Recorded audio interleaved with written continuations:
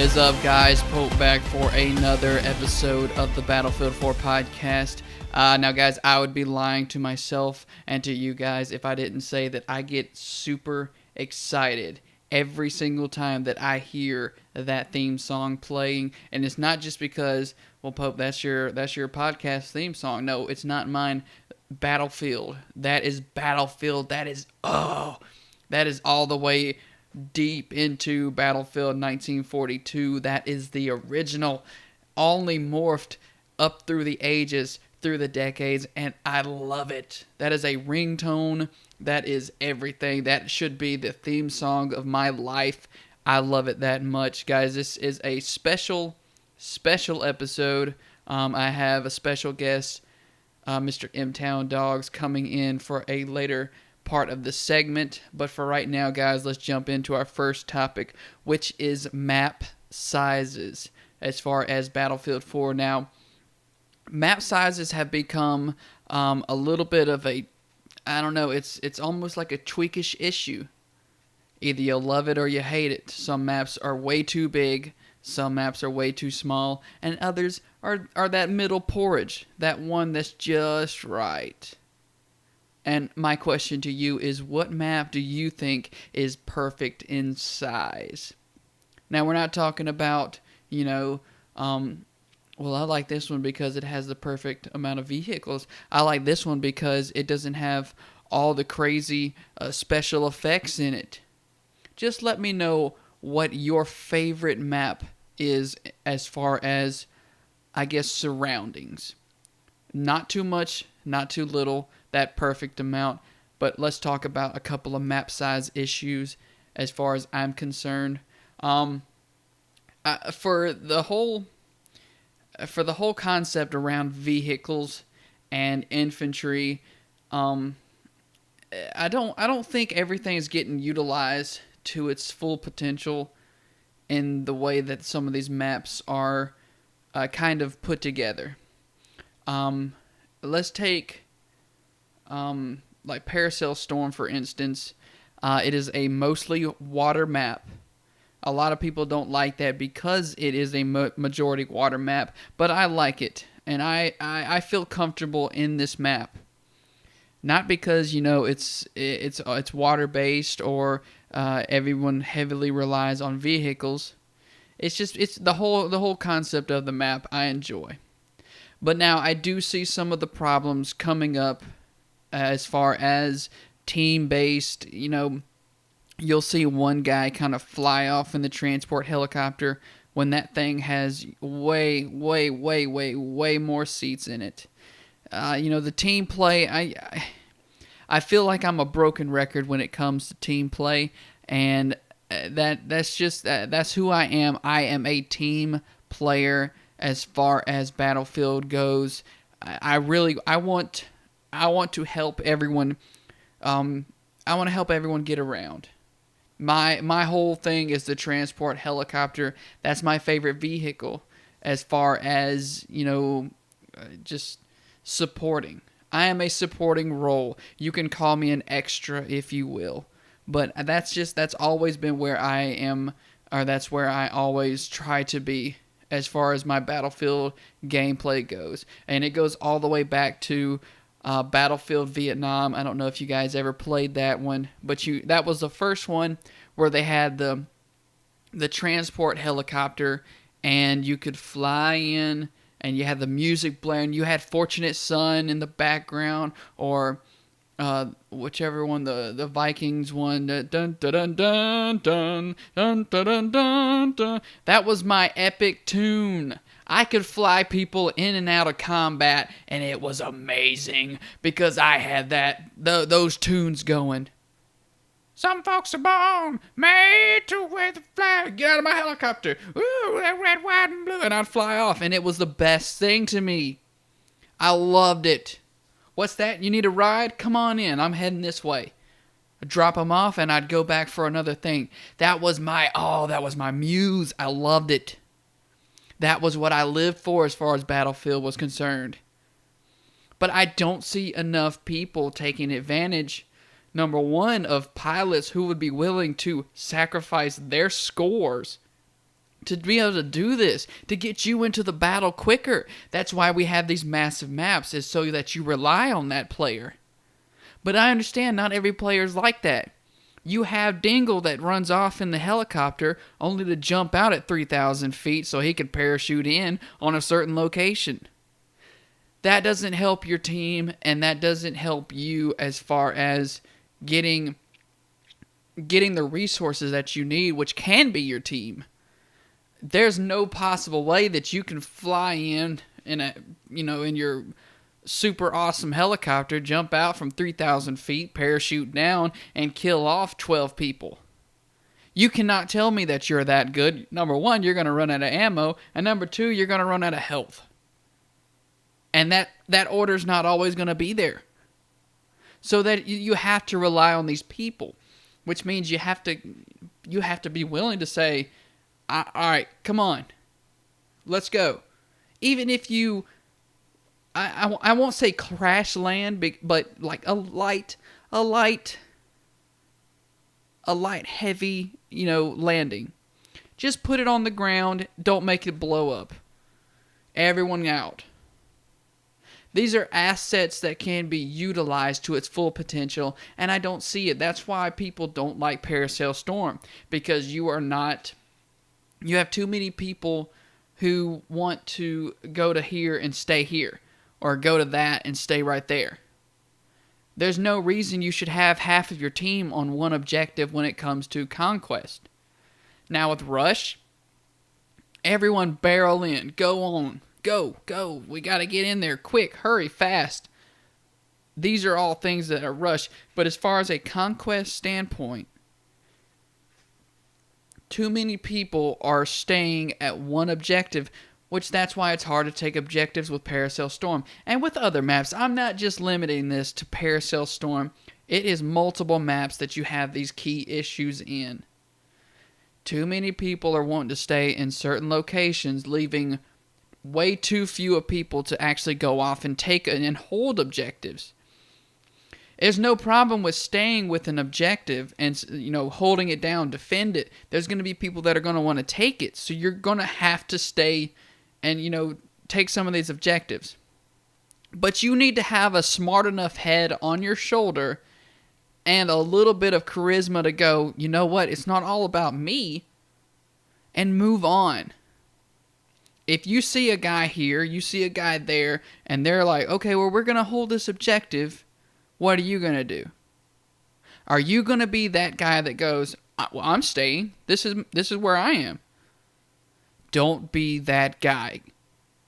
Be the one that helps support your team as far as dropping off people. Be the one that helps support your team as far as repairing. Be the one that helps support your team. We're going to take a quick break, guys. We will be right back with the Battlefield 4 podcast.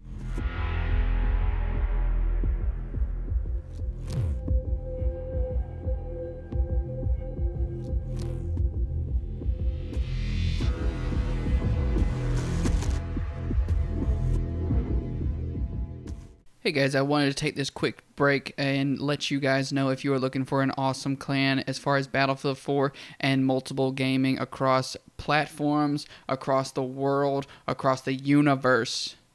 Quick little Beatles reference. Go check out snsclan.com, guys. Get yourself in there, fill out an application, be a part of a growing, massive community of like-minded gamers, and be a part of something that can be different, guys. snsclan.com. Alright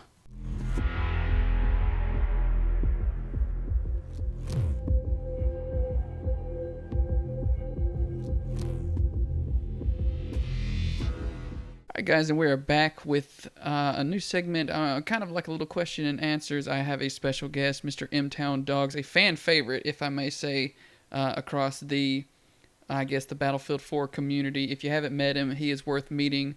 Mr. M-Town, is it great to have you on my podcast. Glad to be here.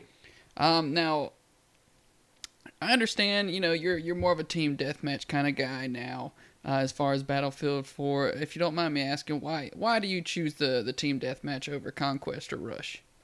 Well, in Battlefield 3, I couldn't stand team deathmatch. Mm-hmm. It was terrible. Battlefield 4, the maps are a little bigger, and it seems to flow a little bit better. As far as why not, it's not that I don't like Conquest or Rush. It's that for some reason they seem to take forever.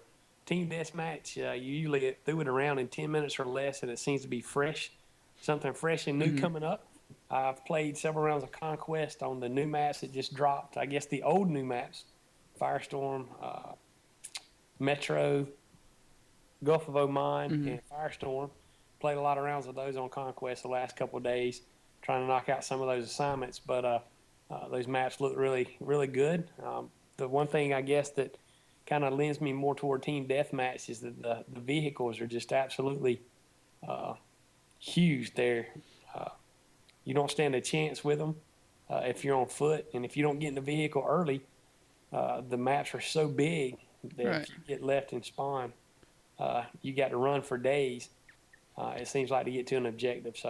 So it almost sounds like the reason you pick the team deathmatch is because it's not all about the vehicles to you as far as gameplay. Yeah, absolutely. Conquest to me, Rush not so much. I did play around a Rush on one of the new maps, the new packs, the Second Assault. The Second Assault, right? Yesterday, and I'm trying to remember which map pack it was. The defending team didn't have a helicopter at all, period. But the attacking team had the attack helicopter and the transport helicopter, and it was pretty crazy. It's pretty one-sided whenever you have that many vehicles. Yeah, absolutely. Okay. It just makes the gameplay. It's almost like an unfair gameplay. It's not that I oppose vehicles. I like driving a tank. I had a lot more kills in Battlefield 3 with a tank than I do in Battlefield 4. The new controls for the vehicles kind of take a little getting used to. But there's just when you're on foot in the bigger maps, it seems like every time that you turn around, there's another vehicle that is there to pound you and kill you. And I realize you can run RPGs and smalls and MBT laws, and you can run, those things, anti-vehicle things. You can run C4. You can run slams and landmines, but the number that you can actually tote off the bat of landmines and slams is reduced from what it was in Battlefield 3. Of course, you didn't have the slams in Battlefield 3, but you carry up to 6 landmines. Now, the most you can carry, I believe, is 3, unless you don't die or your squad stays alive long enough for you to be able to use that perk that you can set as long as your squad stays alive. So, some changes that aren't necessarily bad changes, but just seem to me to make it a little more overpowered if you're an infantry guy coming up against a vehicle guy. So you're saying kind of the transition between Battlefield 3 and Battlefield 4, for veteran, I guess you could call them the veteran drivers, the pilots, that whole standpoint as far as the vehicles are concerned, some picked up better than others. Yeah. Or it just felt more fluent for others. Yeah, they felt more fluid. I haven't really flown much. The times I have flown the mobile AA, and I know they supposedly made some changes to it in one of the latest patches. I mean, they can tell you the world is flat now, and it would be hard for me to believe anything that they say anymore. Yeah, it's hard to stay up in a helicopter or a jet point blank anyway, because you've gone from 12 versus 12 to 32 versus 32. So the amount of stingers, if you're a helicopter pilot and love flying helicopters, the amount of stingers that can be shot at you at one time is almost tripled almost if everybody's running NG.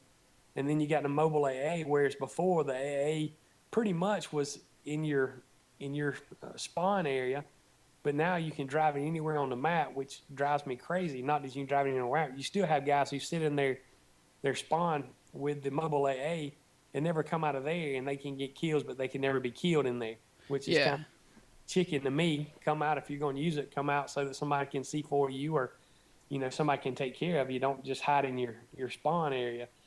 But it's just they still seem to be overpowered from a helicopter standpoint. And there are guys who can fly a helicopter, can fly a jet, that can go 30-0 in a round. More power to them. I was gonna. I'm not one of those people, and I was one of those that was a pretty good pilot as far as the helicopter, and the planes in Battlefield 3. But then in Battlefield 4, the controls, I like the controls a little bit better as far as the helicopters. Jets are kind of iffy. I'm still kind of trying to learn that. But I mean, yeah, like you said, there's some people that can do that, and I'm not one of those people either. No, I'm not either. And those guys who can, man, they're great. I've been killed by multiple helicopter pilots, and it seems like they stay in that same helicopter the entire round. But it's just, I like the fact that it's a little more difficult and not quite as easy. On one hand, but the other hand, it's just, it's hard for the average player who doesn't play, who doesn't log, 1,000 hours a month, or has a life outside of gaming. Right, right. It's hard for them to compete with those guys, which is, it is what it is.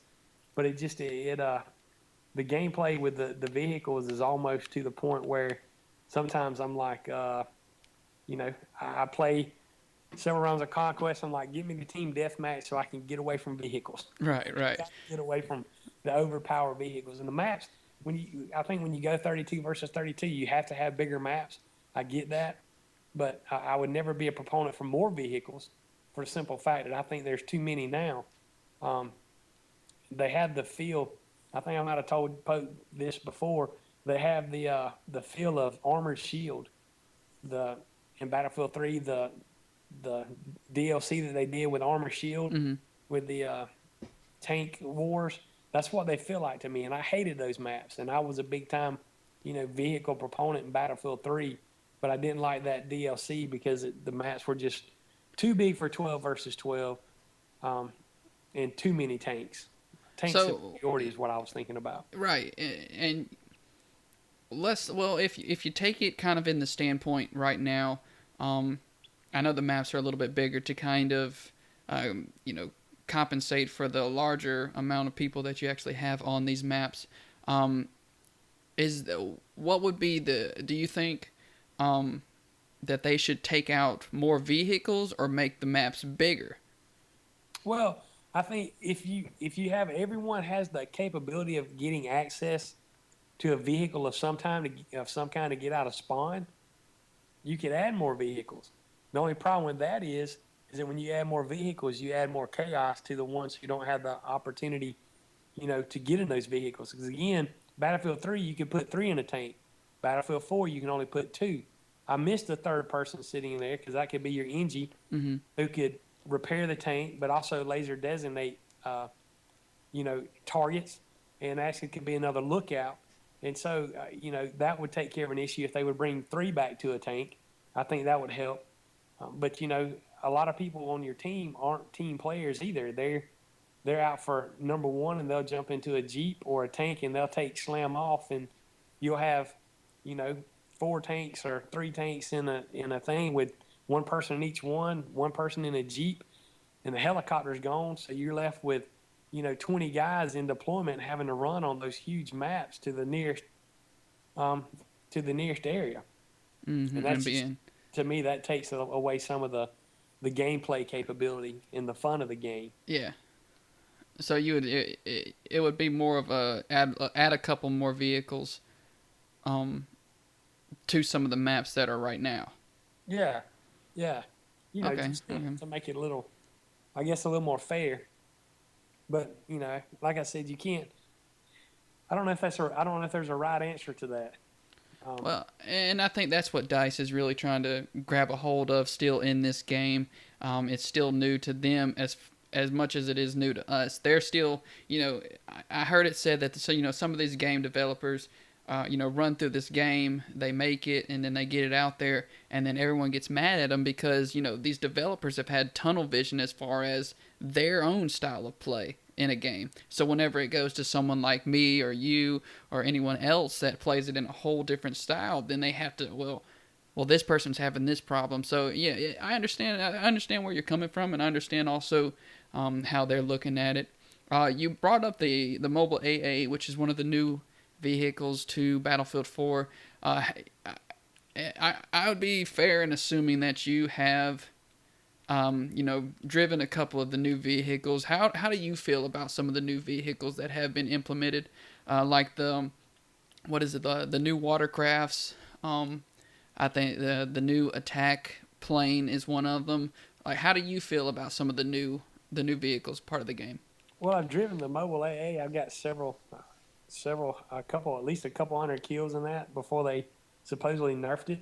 I think it brings a new dynamic to the game, which is, if somebody would drive it out of deployment, and I never sat in deployment, and murk people Right.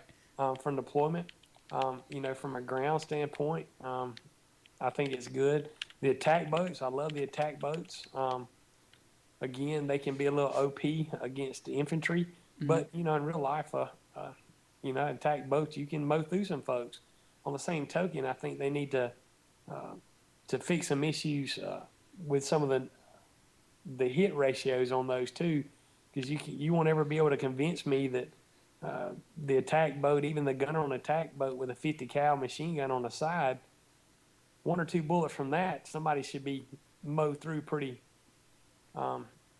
easily. But sometimes it takes a lot more bullets to kill somebody, but yet you can be shot with a pistol once and you're dead. Right, and that's a common problem, especially not so much like the attack boats, but the troop transport helicopters. Yeah. Because you're pretty stationary when you're on the boat, but you're constantly moving in the attack helicopters, which basically have the exact same guns. So yeah, that is a definite issue that needs to be addressed.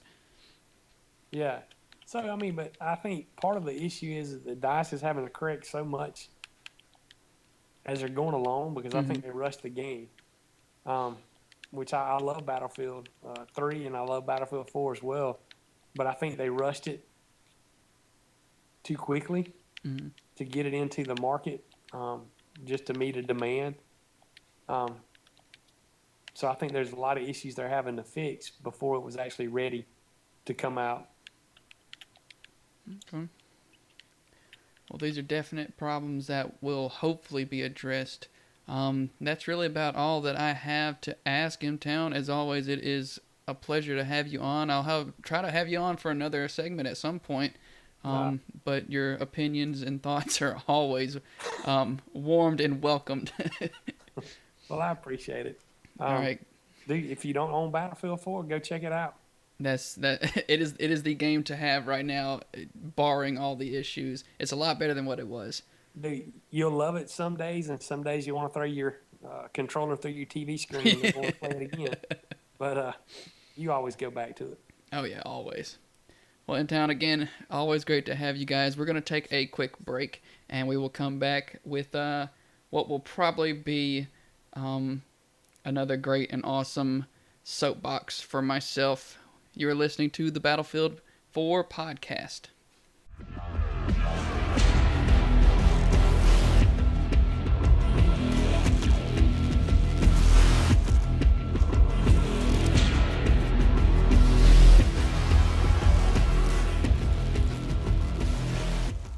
Hey guys, don't forget, all throughout this month, it is still Player Appreciation Month for Battlefield 4. If you don't feel like playing today, just go log in and get yourself your free battle pack, still going on all through the month of February.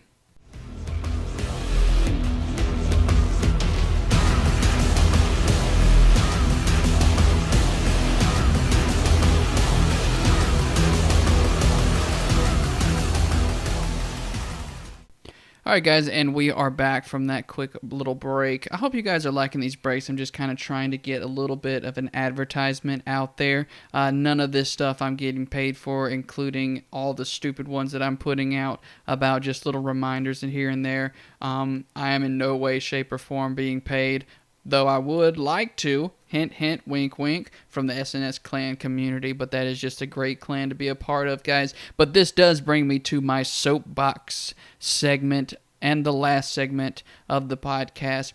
Now, this week is a little bit, not this week because I try to do two a week, but this episode of the Battlefield 4 podcast, it has one a little bit ununique to Battlefield 4. It has been an issue, a very key issue in multiple games far back. Just think as far back as, let's say the original one in Battlefield 1942. But that is the RPG infantry. And now, you say to yourself, Pope, an RPG is a very, very key asset to the Battlefield 4 gaming, and just ways to take out tanks, possibly even shoot down a couple of helicopters or two. But that is no reason to be running around with it in a map like, let's say, Metro, Operation Locker. There's no vehicles here. There's no reason for you to have a rocket-propelled grenade on the shoulder of your infantry unit. There is no reason to blow anything up as far as a long-distance rocket. There's no possible way that outcome can come out of your brain and go, you know what, that's a good idea. No, don't do that. That is a stupid idea. That is a stupid way to play the game. I will murder you in your sleep if you continue to rocket me from a short distance when you obviously don't get hurt, but I'm blown to little bitty pieces. It is dumb. Please, for God's sakes, don't do that. Please, guys, can we refrain from using the RPGs at short ranges in maps that it does not call for? Guys, that is my soapbox. Let me step down. Take a quick little breather. And we are back to normalcy, guys. That has been my episode for February the 22nd, guys. I hope, again, you are enjoying these. And don't forget, in the comments below, or any kind of comment system that you are seeing at the moment, hit me up on Twitter as well. I would love to see your answers. But don't forget about our question, which is, which map is perfect in its shape and size, and its stability, and its infrastructure? Let me know which one your favorite one is. Guys, that is going to do it. As always, I love talking to you guys. I love knowing that you guys, in some way, shape, or form, are trying to listen to this. I understand I'm not that good at this, guys, but in some kind of hopes, you pull something from this, guys. Thank you so much for listening / watching. This has been the Battlefield 4 podcast. I bid you a Wiedersehen.